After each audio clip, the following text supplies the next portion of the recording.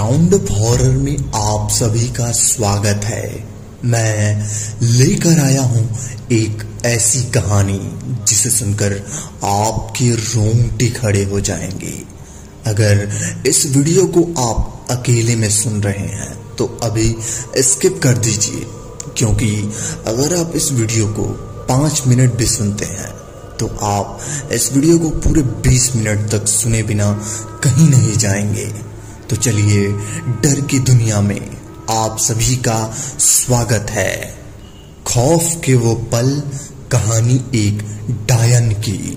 यह आवाज किसी महिला की थी। लालटेन जल रही थी, पर रोशनी सिर्फ नाम मात्रा की थी। वह महिला काले कपड़े में लिपटी हुई थी। उसके हाथ में एक बच्चा था। पहले तो वह बच्चा बहुत जोर जोर से रोया, फिर एकदम से अचानक से हंसने लगा। वह महिला उसे गोद में उठाई हुए मंदिर की तरफ बढ़ रही थी। उसकी आवाज इतनी तेज थी कि मंदिर तक आवाज गूंज रही थी। तेज गर्मी के कारण गांव वालों का शरीर परेशानियों और पसीने से भीग चुका था। करीब दोपहर के 12 बज रहे थे। गांव वाले हाथ जोड़कर घुटने के बल उस महिला के सामने जाकर बैठ गए। वह महिला गांव के सरपंच को अपने पास बुलाकर उसे खून का चावल खाने के लिए बोलती है। ना चाहकर भी वह मुखिया उन चावलों को खा लेता है, क्योंकि वह मुखिया का एक लौता बच्चा था जो वह औरत गोद में उठाए हुए वहां से मंदिर की तरफ जाने लगी। मुखिया उस औरत को कहता है, छोड़ दो तुम मेरे बच्चे को, चाहे तो मेरे प्राण ले लो। वह औरत पीछे मुड़कर मुखिया को तरफ बढ़ने लगी। वह मुखिया के पास जाकर उसका बच्चा उसे दे देती है और वहां से सीधा मंदिर में चली जाती है। उससे मंदिर में जाते ही सभी लोग जोर जोर से तालियां बजाने लगते हैं। चौंक गए ना आप भी? दरअसल यह एक फिल्म की शूटिंग चल रही थी। अब सारे गांव वाले डायरेक्टर साहब के पास जाते हैं और कहते हैं, सर यह सीन आप कम्प्लीमेंटली हो गया, अब अगला सीन क्या है? डायरेक्टर साहब गांव वालों को कहता है कि वो कल हम करेंगे, अभी फिलहाल आप अपने अपने घर जाकर आराम कीजिए। इतना सुनकर सभी लोग अपने अपने घर की तरफ बढ़ने लगे। तभी अचानक से एक काला भैंसा ना जाने कहां से भागता हुआ उन लोगों के पास आ जाता है। वह जैसे ही उन लोगों पर हमला करने लगता है, तभी वह बच्चा भी जोर जोर से रोने लगता है। उस रोते हुए बच्चे की आवाज सुनकर वह भैंसा वहां से भाग जाता है। जहाँ सब देखकर गांव वाले चौंक जाते हैं। वह बच्चा अब गांव वालों को कोई साधारण बच्चा नहीं लग रहा था। वह अभी भी गांव वाले उस बच्चे एक दिव्य बच्चा समझने लगे। वह अब उसे बच्चे को प्रणाम करके घरों में जाने लगे।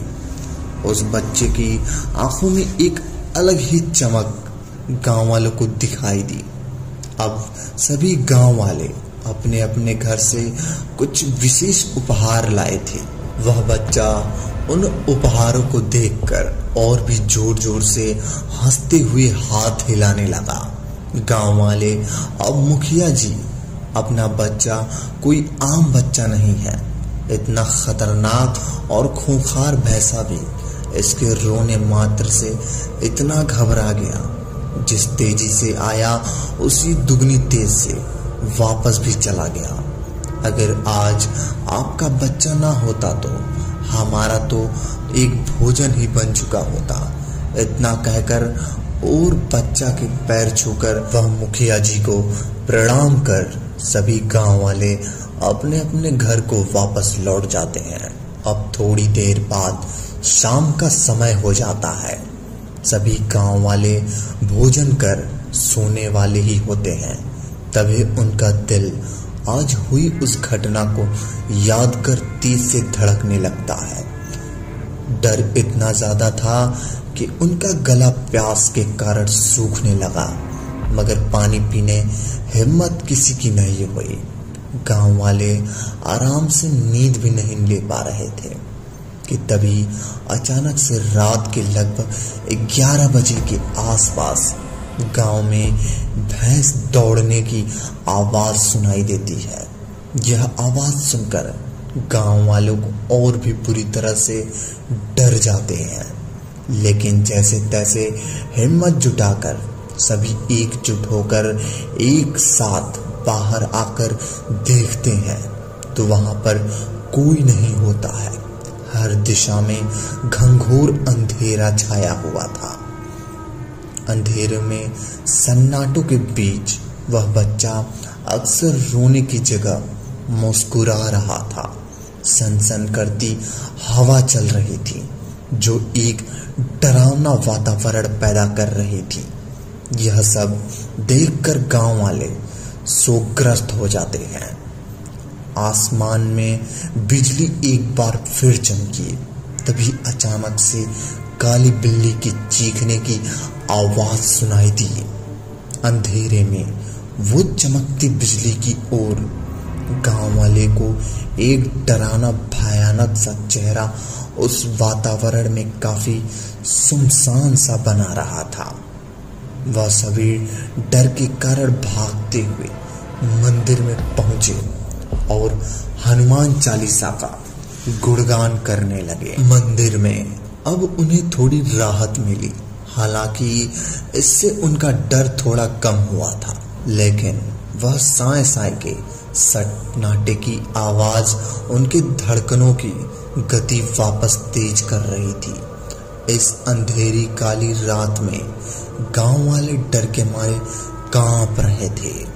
मंदिर के अंदर से घंटियों की आवाज अचानक से जोर जोर से बजने लगी। गांव वाले को अब कुछ भी समझ नहीं आ रहा था। बाहर का दृश्य देखकर गांव वालों के होश उड़ गए। गांव वालों के मन में हजार सवाल पैदा कर रहे थे। मंदिर के सामने बाहर अचानक से एक अजीब सी घटना होती है।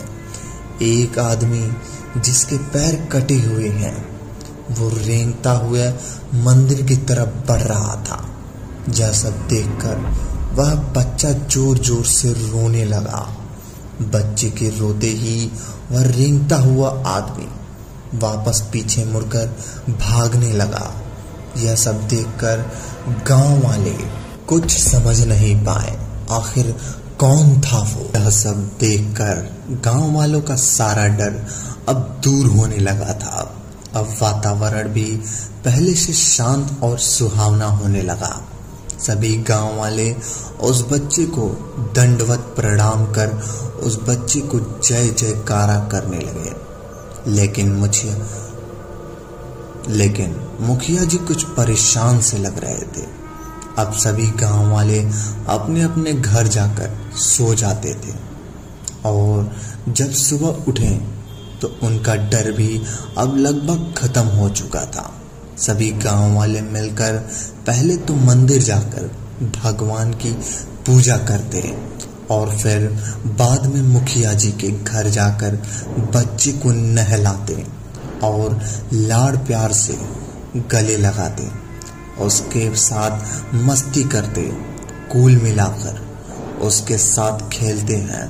डायरेक्टर साहब बोलते हैं, यह कहानी क्या सुना रहे हो? अचानक इतना सब कुछ हो गया है एक रात में, और एक बच्चे के रोने से सारी परेशानियां दूर हो गई। मुझे तुम सब की बातें, बेतुकी बातें पसंद नहीं आई। चलो अब शूटिंग करते हैं।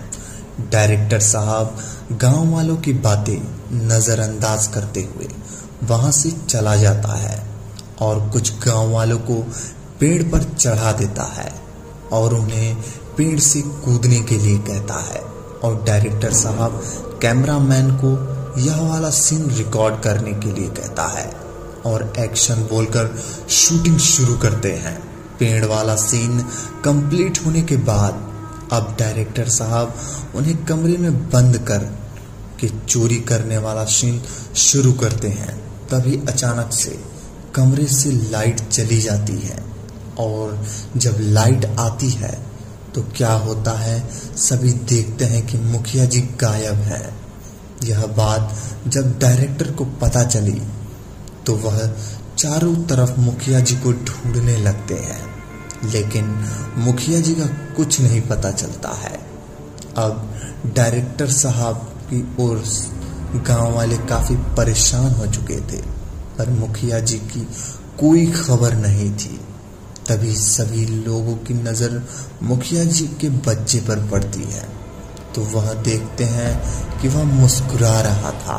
सारे गांव वाले यह नजारा देखकर अभी तक हैरान थे कि आखिर बच्चा क्या कर रहा है। दरअसल वह बच्चा हंसते हुए एक पेड़ की तरफ देख रहा था। तभी गांव वाले भी उस नजर का पीछा करते हुए उस पेड़ के देखने लगते हैं, तो पेड़ पर कुछ दिखाई देता है। गांव वाले जब पास जाकर देखते हैं तो उन्हें एक बंदर दिखाई देता है। यह सब देखकर सारे गांव वाले वापस डायरेक्टर साहब के पास जाकर उन्हें मुखिया जी का पता कैसे लगाएं, इस विषय पर चर्चा करने लगे। तभी एक गांव वाला कहता है, यहाँ से लगभग 40 किलोमीटर दूर एक सुनसान जंगल के लगभग बीचों बीच एक अघोरी बाबा रहते हैं।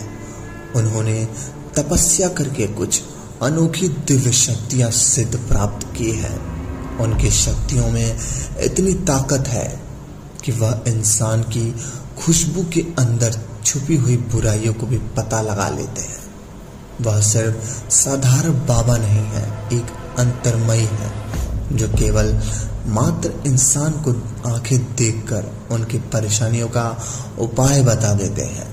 शायद वह भी मुखिया जी को ढूंढने में हमारी मदद कर सकते हैं। सारे गांव वाले उस आदमी की बात से सहमत होकर बाबा जी के मिलने के लिए रवाना हो जाते हैं। डायरेक्टर साहब भी गांव वाले के पीछे पीछे चले लगते हैं।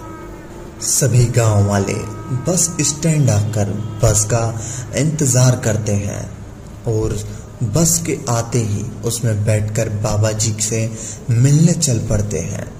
अब बस जंगल के पास जाकर रुक जाती है और वह सभी गांव वाले उस जंगल में उतर जाते हैं और जंगल के अंदर बढ़ने लगते हैं। काफी दूर तक चलने के बाद भी अघोरी बाबा का कुछ भी पता नहीं चलता।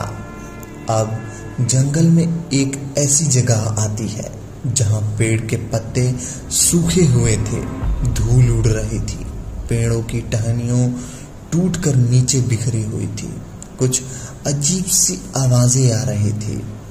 दूर कहीं से एक घास का कुटिया दिख रहा था। वह सभी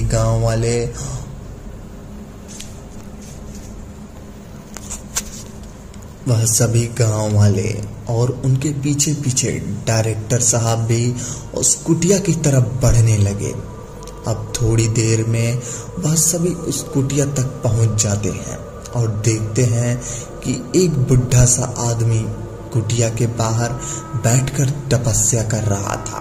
सभी गांव वाले और डायरेक्टर सभी अघोरी बाबा को पहले तो प्रणाम करते हैं, फिर एक अपनी समस्या के बारे में बताते हैं।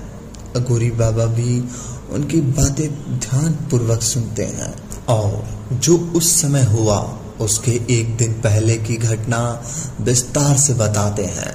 फिर वह अघोरी बाबा कुछ सोचते हुए गांव वालों को कहते हैं, कुछ तो अशुभ होने वाला है। तुम्हारे गांव में कुछ तो है जो छूट रहा है। बड़ी आसानी से गायब हो गए तुम्हारे मुखिया जी। अब इन सब रहस्यमय बातों का पता तो तुम्हारे गांव एग्जामपुर पहुंचकर ही चल पाएगा। अब शायद मुझे तुम सब गांव वालों की मदद की एग्जामपुर चलना चाहिए। वहां चलकर ही सच्चाई का पता लगा सकते हैं। अब हमें जल्द से जल्द तुम्हारे मुखिया जी का पता लगाना होगा। इतना सब कहकर अघोरी बाबा भी गांव वालों के साथ एग्जामपुर के लिए रवाना हो जाते हैं। क्या एग्जामपुर पहुंचकर लगा पाएंगे अघोरी बाबा मुखिया जी का पता? क्या गांव वाले अघोरी बाबा के साथ मिलकर पता लगा पाएंगे? कहानी जारी रहेगी। मिलते हैं अगले भाग में। तब तक के लिए धन्यवाद। अगर कहानी पसंद आई हो तो वीडियो को लाइक और चैनल को सब्सक्राइब कर दीजिए ताकि हमारी आने वाली कहानियाँ सबसे पहले आप तक पहुँचे। धन्यवाद।